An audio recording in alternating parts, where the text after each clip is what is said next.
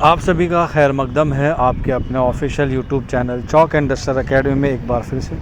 امید ہے آپ لوگ خیر و عافیت سے ہوں گے، اور آج آپ لوگوں کے سامنے میں حاضر ہوں ایک نئے سیشن کے ساتھ، اور پیچھے کا ویو آپ لوگ دیکھ سکتے ہیں، بہت شاندار ہے اور بہت ہی لاجواب ہے۔ تو آج کا جو ہمارا موضوع ہے وہ بخوبی آپ لوگ جانتے ہیں کہ آج ہم لوگ بات کریں گے U P L T grade Urdu کے حوالے سے، جو ایگزام ہوا تھا 13 جون 2026 کو، اور اس میں جو ہے وہ سوالات کی تعداد جو ہے وہ 20 تھی، جس میں سے 10 جو ہے وہ آپ کو شارٹ پوچھے گئے تھے اور 10 جو ہے اس میں سے لانگ پوچھے گئے تھے۔ تو اسی میں آج میں روشنی ڈالنے والا ہوں کہ سیکشن اے میں جو ہے وہ آپ سے کون کون سے سوال پوچھے گئے اور سیکشن بی میں جو ہے وہ آپ سے کون کون سے سوال پوچھے گئے۔ تو شروع کرتے ہیں پہلے آج کے ہم سیشن فرسٹ والے سوال کو، جس میں جو کل ملا کے جو ہے وہ کتنے سوال تھے، 10 سوال تھے، اور اس میں جو ہے وہ 125 الفاظ پر جو ہے وہ آپ کو اپنا آنسر دینا تھا۔ تمام اصناف پر جو ہے وہ آج کے سوال میں کیا تھے، کوشچنس پیپر تھے، اور اس میں جو ہے وہ ساری چیزوں پر جو ہے وہ روشنی ڈالی گئی تھی، چاہے ہم لوگ بات کریں نثر کی، چاہے ہم لوگ بات کریں شاعری کی، ہم لوگ بات کریں تاریخ کی، یا ہم لوگ بات کریں قواعد کی۔ تو اسی میں پہلا سوال تھا، آپ لوگ دیکھ سکتے ہیں اسکرین پر، اس کا میں نے فوٹو بھی لگا دیا ہے تاکہ آپ لوگوں کو اور ساری چیزیں جو ہے وہ کلیئر ہو جائیں۔ تو پہلا سوال تھا، اردو زبان کے آغاز و ارتقاء کے متعلق مختلف نظریات میں سے، یعنی کہ سب میں سے ایک تھا، حافظ محمود شیرانی کے نظریے کو مختصر بیان کیجیے۔ اس کے بعد سوال نمبر 2 تھا،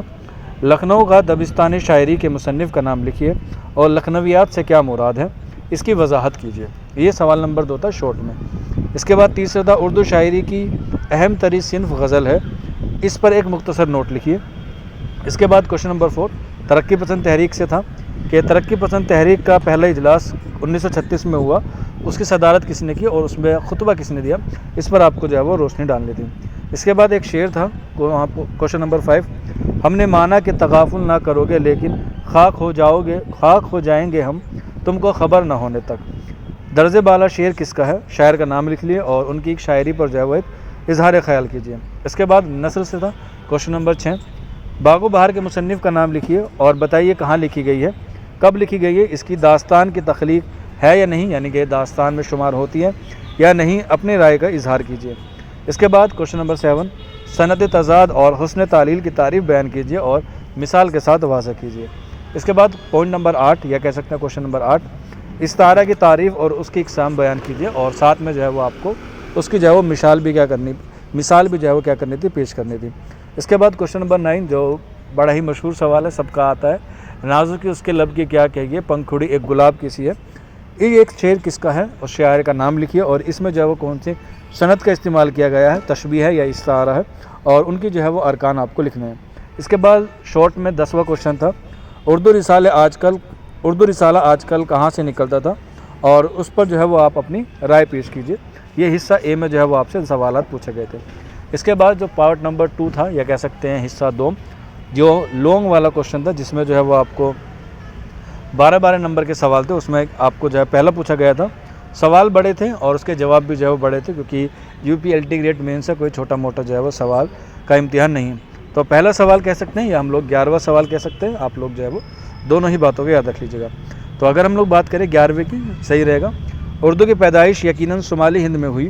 لیکن زبان و ادب نے ارتقاء کی منزل دکن میں طے کی۔ ہر صنف ادب کی بھرپور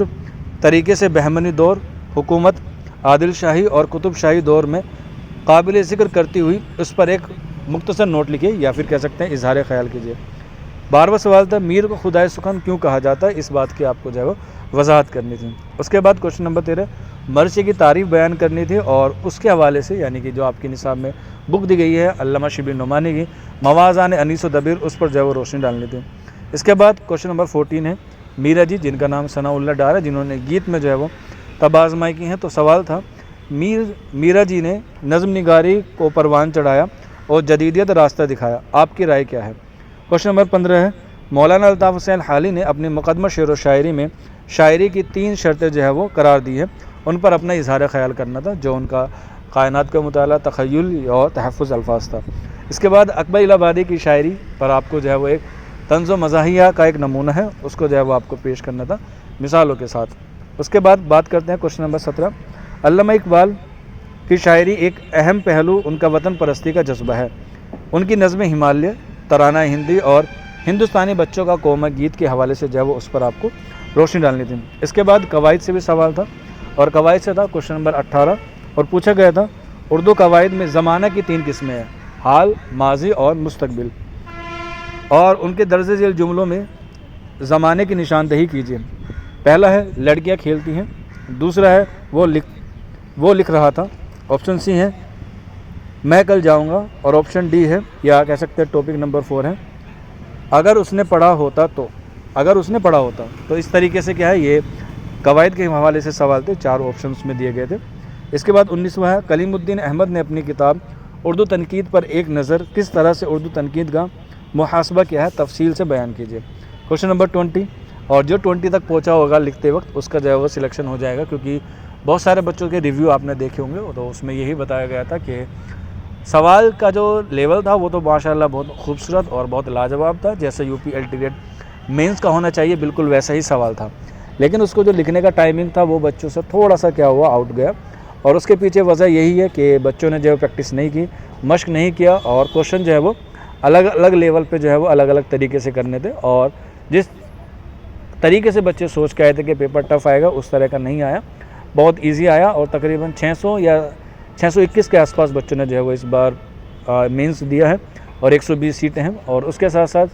پرسنٹیج کی بات کی جائے، اٹینڈنس کی بات کی جائے تو 80 یا 85 کے آس پاس جو ہے بچوں کو آج پرسنٹیج دیکھنے کو ملی۔ تو چلیے پھر بات کرتے ہیں اگلے کوشچن کی طرف۔